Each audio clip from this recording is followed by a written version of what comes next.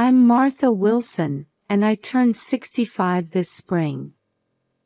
I've been living in Maple Grove, a small town in Ohio, for over 40 years. My husband George passed away 10 years ago, and since then, my only daughter Jennifer and my granddaughter Emily have been the light of my life. Jennifer was 27 years old. She worked as a teacher at the local elementary school. Her smile was as bright as the sun, warmly illuminating those around her. Emily is 5 years old. She has big blue eyes just like Jennifer and a curious personality. Last month, Jennifer fell ill. At first, we thought it was just a cold. But day by day, her symptoms worsened. Loss of appetite, severe abdominal pain, and unexplained fever.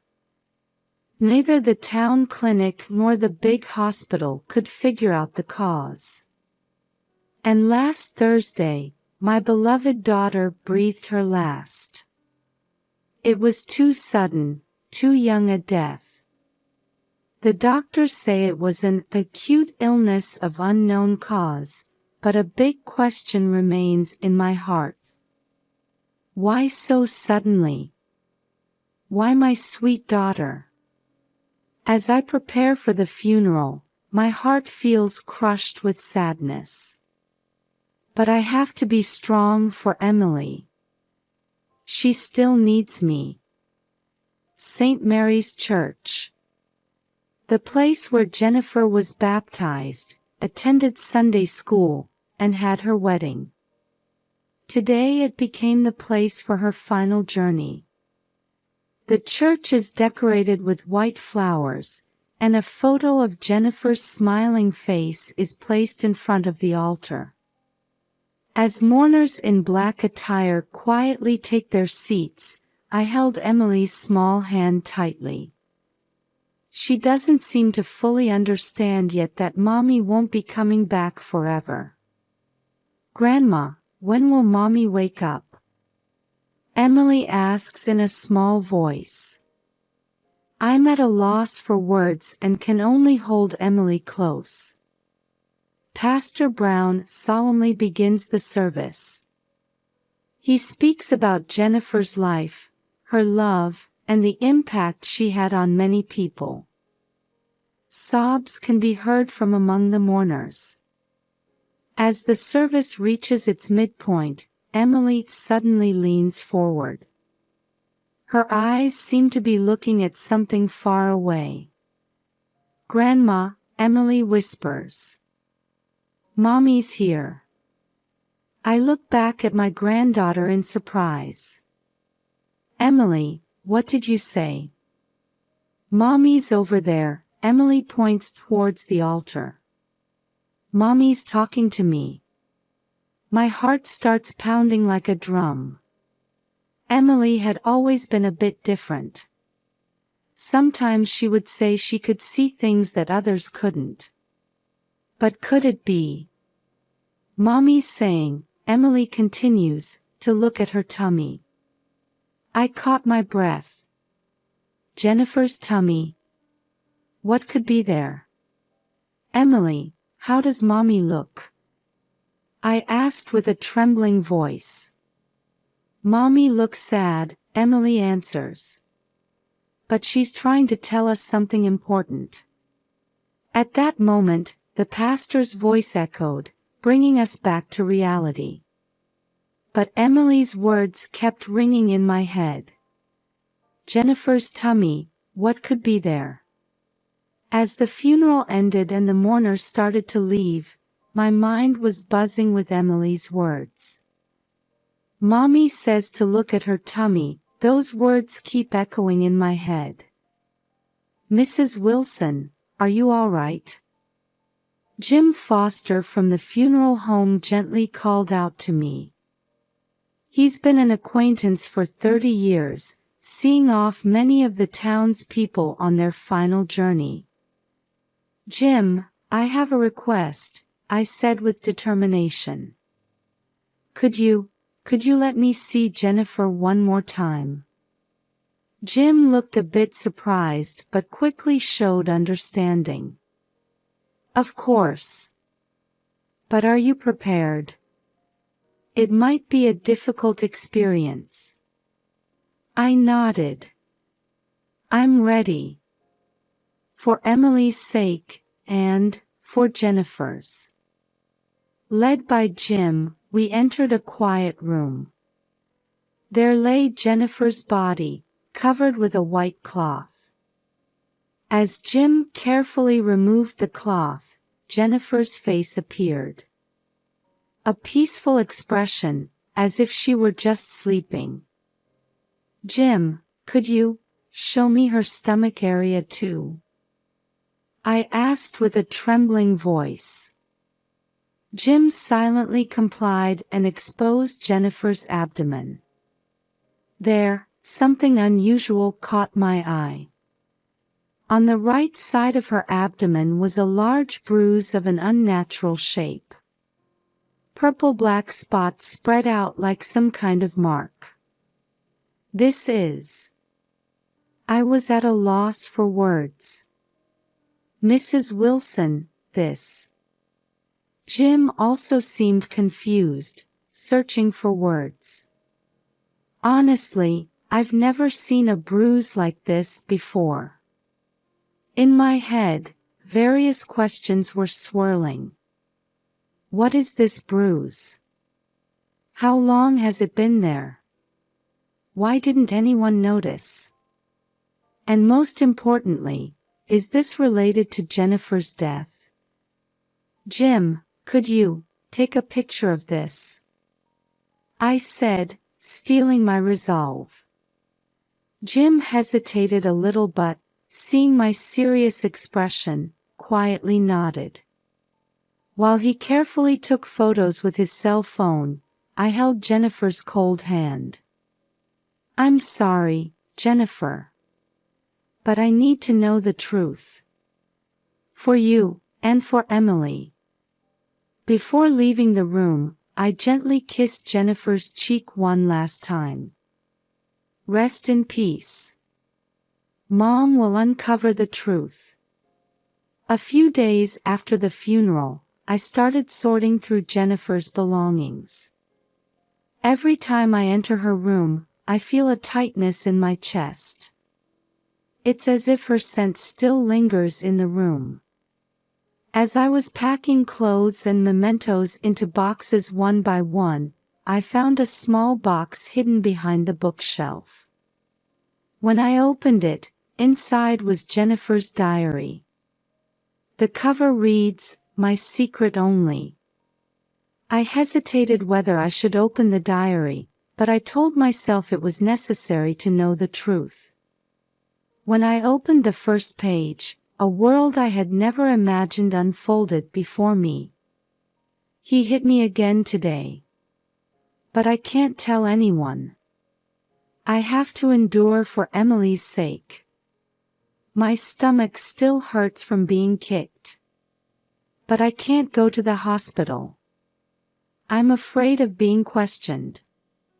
I feel like he's putting something in my food.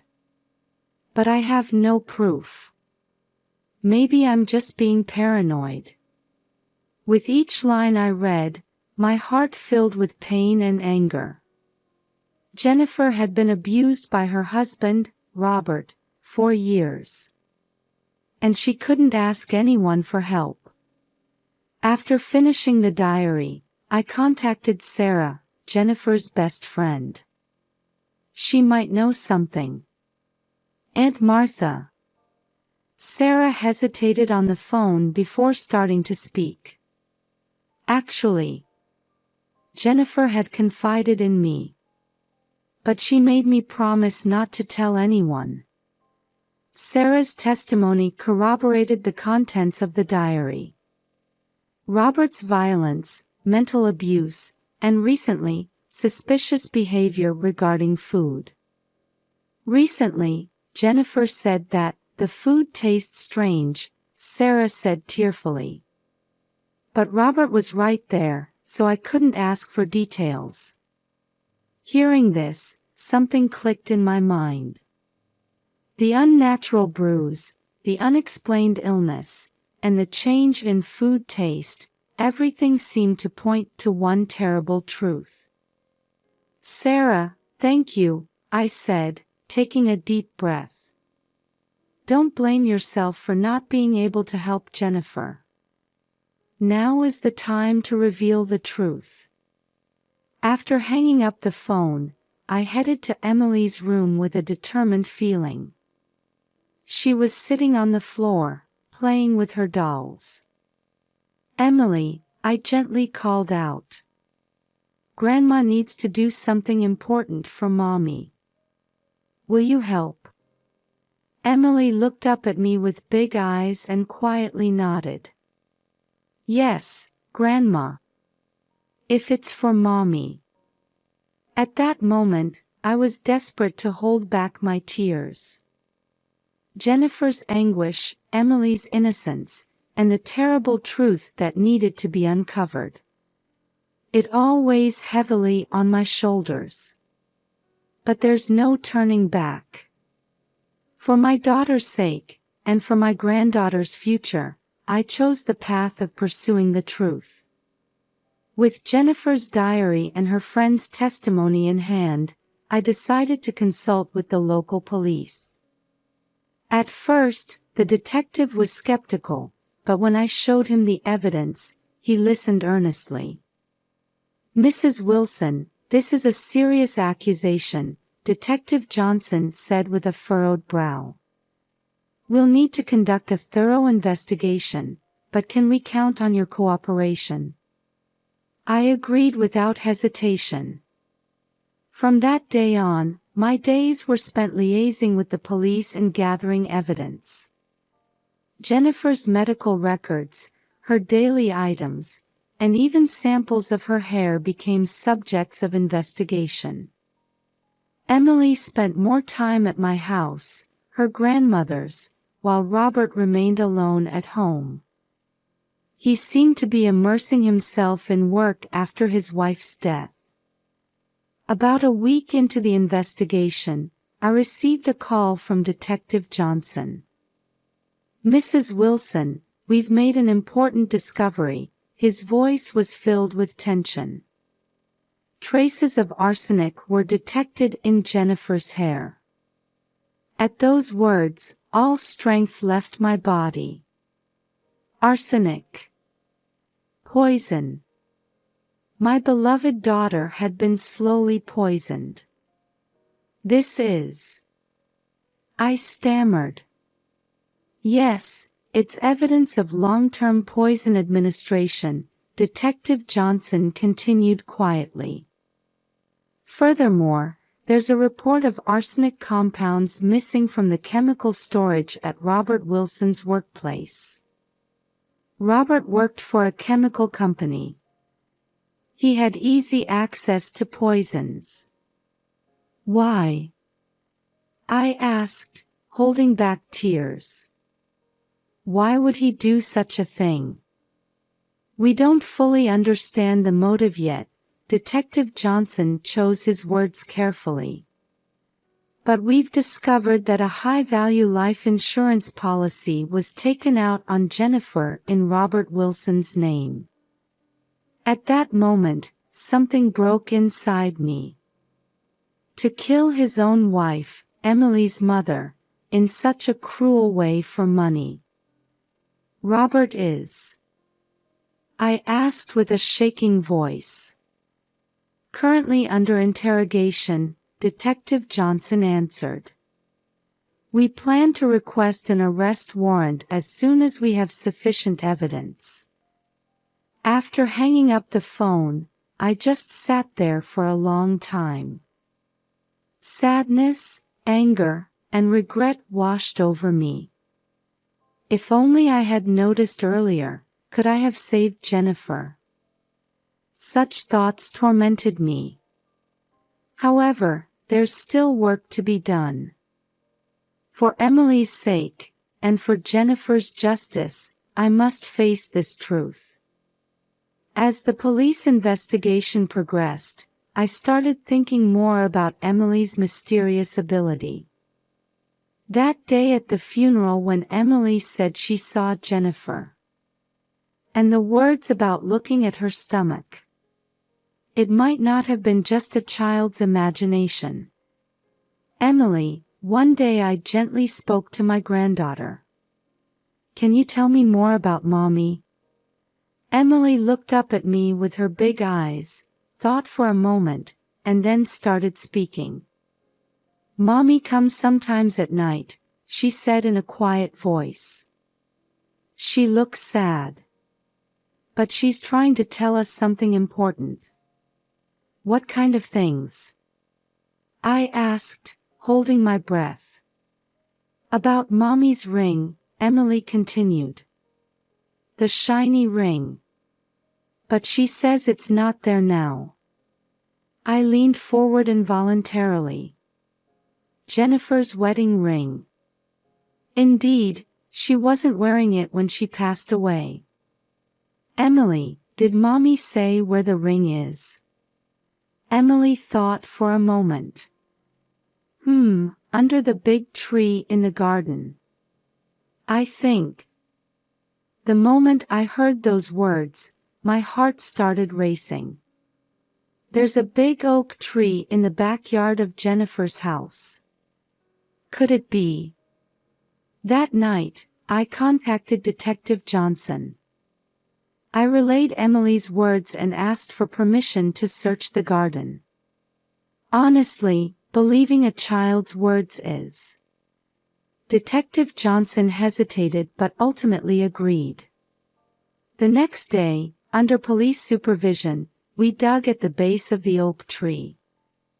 And from the earth, a small box emerged.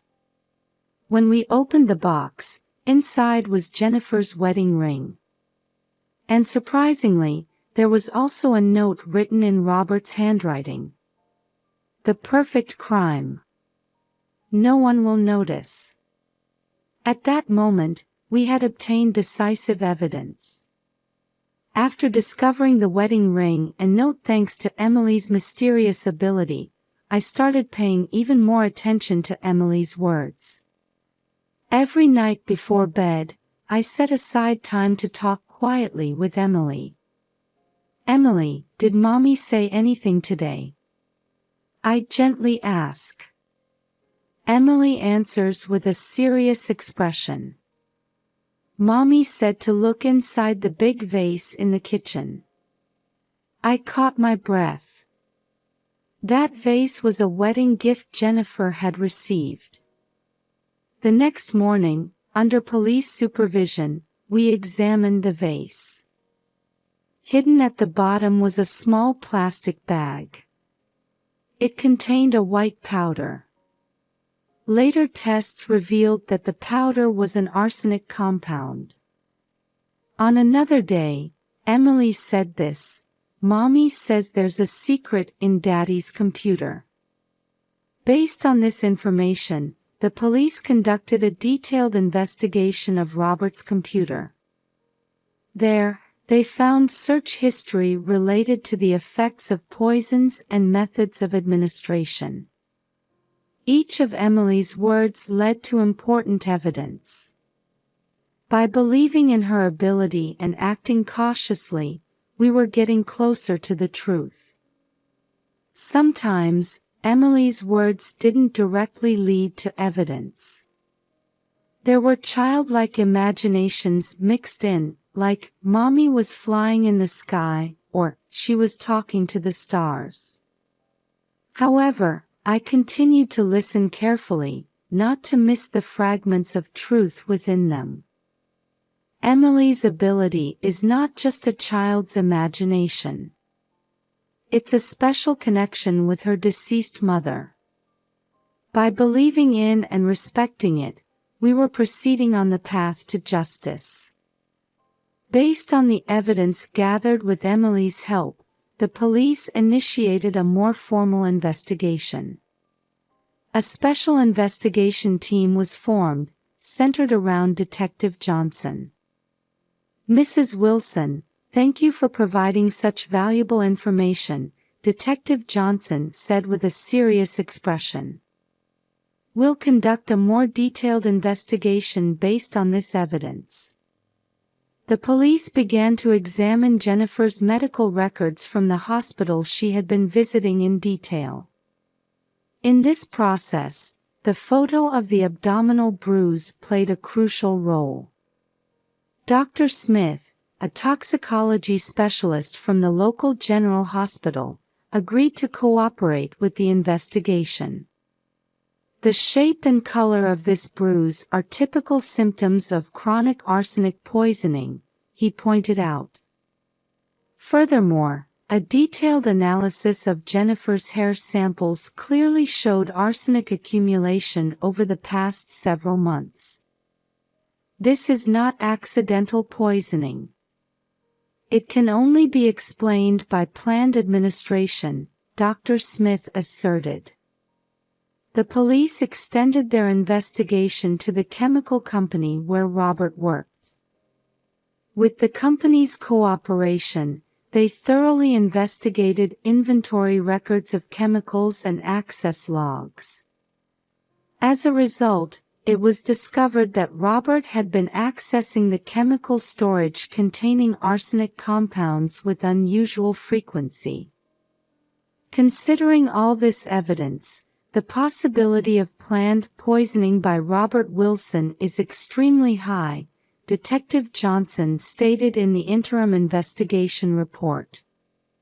"Every time I heard about the progress of these investigations, sadness and anger welled up inside me. At the same time, I felt a sense of relief that we were getting closer to the truth. Jennifer, it's almost time," I whispered in my heart. "The truth about what was done to you is about to come to light." Once sufficient evidence was gathered, the police finally moved to arrest Robert Wilson. When I saw him being arrested in front of his house as he was about to leave for work on the news, complex emotions swirled within me. After the arrest, Robert initially denied all charges. However, faced with the police's persistent questioning and overwhelming evidence, he gradually began to break down. When the trial began, the whole town was in an uproar. Many media outlets flocked to cover the shocking incident that occurred in this small town. The prosecution presented evidence of chronic arsenic poisoning, records of Robert's unnatural behavior, and the decisive evidence of the note, one after another. The defense tried to cast doubt on the credibility of the evidence, but their arguments were overturned by expert testimony. At the climax of the trial, Robert finally admitted his guilt. According to his confession, he was burdened with enormous debt and was aiming for a quick reversal of fortune with Jennifer's life insurance money. Ultimately, Robert was sentenced to life imprisonment for first-degree murder. When the verdict was announced, a murmur arose from the people gathered in the courtroom. While harboring complex feelings, I felt that finally, my daughter's soul could rest in peace. After the trial ended and the truth came to light, life for Emily and me changed dramatically. Many people extended their sympathy and support to us. The church community, in particular, became a powerful source of support. After Sunday Mass, many people would approach us, bringing meals or helping to take care of Emily.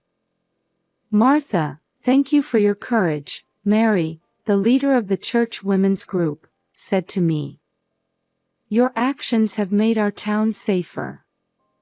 At Emily's school too, teachers and other parents showed special consideration. The school counselor meets regularly with Emily, working to care for her emotional well-being. On the other hand, This incident has prompted the entire town to turn its attention to the issues of domestic violence and abuse. Related workshops and support groups have been launched at the local community center. We have learned a lot from Mrs. Wilson and little Emily's experience, the mayor stated at a press conference. From now on, we will work as a whole community to prevent such tragedies from happening again. Emily is gradually regaining her brightness. Her words about seeing mommy have decreased, but occasionally, she looks up at the sky and smiles. I myself have found a new mission while dealing with my grief. I've started volunteering with a local support group for domestic violence victims, trying to use my experience to help those who are suffering. Jennifer is no longer here. But her presence lives on in us and in this town. Her tragic fate has changed the lives of many people and has become a step towards a better society. A year has passed since then. Emily has started elementary school and is slowly getting used to her new life. The bond between us two has grown even stronger through this ordeal. On the anniversary of Jennifer's death, Emily and I visit her grave together. We offer flowers and quietly speak to her. Jennifer, your courage continues to live in the hearts of many people. We have established a fund in Jennifer's name. The Jennifer Memorial Fund works to support domestic violence victims and educate children about preventing abuse. Emily is also participating in activities in her own way. She started a kindness club at school, spreading the importance of compassion with her friends. Grandma, do you think mommy is watching us? Emily asked one day. Yes, I'm sure she is, I answered gently. And she must be very proud. This journey that began with a sad event has now become a beacon of hope. Jennifer's memory lives on through our activities, illuminating the lives of many people. From now on, I want to continue sowing seeds of love and compassion together with Emily. That should be the best gift for Jennifer.